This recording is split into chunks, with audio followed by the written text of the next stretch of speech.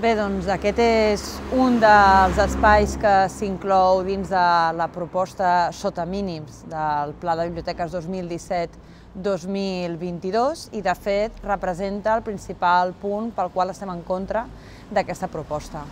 És una proposta que proposa que la Biblioteca del Seminari de l'Arquebisbat de Tarragona passi a tenir un conveni de col·laboració amb el nou ens de biblioteques públiques de la ciutat. Ja sabem en què consisteix això.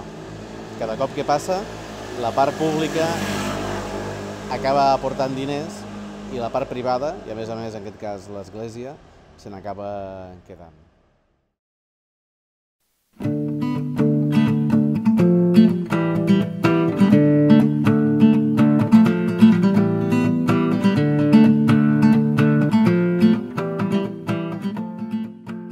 El Serrallo seria una altra de les biblioteques dintre del pla de biblioteques que l'Ajuntament està proposant.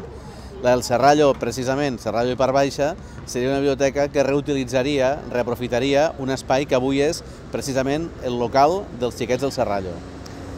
No estem d'acord, pensem que aquest no és l'espai més idoni, pensem que és important reutilitzar espais que ja tinguem i que a més siguin espais, equipaments que siguin públics, però pensem que no és compatible l'ús d'aquest edifici que tenen a la colla dels xiquets del Serrallo pels seus assajos amb una biblioteca.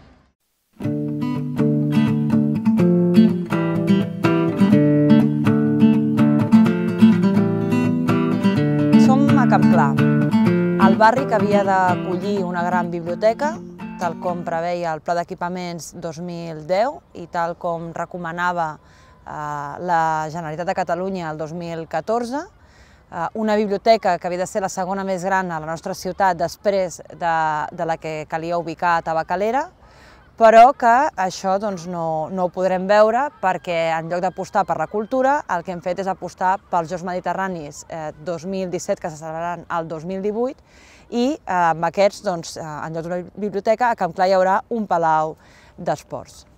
No passarà només això. A Camp Clar no hi haurà biblioteca gran, ni petita, ni mitjana, i a Torreforta l'actual punt de lectura es traspassarà a l'actual mercat, a les parades que han quedat buides.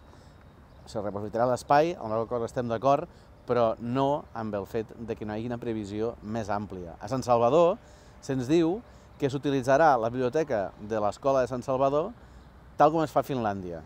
I resulta que aquí a Tarragona no som Finlàndia, ni molt menys. De fet, aquí al costat tenim la prova que no som a Finlàndia. Aquí al costat hi ha l'Escola Ponent, que evidentment no és cap escola finlandesa. I d'aquella biblioteca que havia d'anar a la Tabacalera, aquest pla, que vol ser un pla per tal d'unir tota la gent que vol optar per la cultura i perquè Tarragona tingui biblioteques, ni tan sols se'n parla. Per tot plegat i perquè, a més, aquest pla obre la porta a la cohabitació públic-privada, la CUP rebutgem aquesta proposta i demanem que es dugui a terme un pla de mínims, que és el que proposava el Pla d'Equipaments del 2010, i no un pla sota mínims.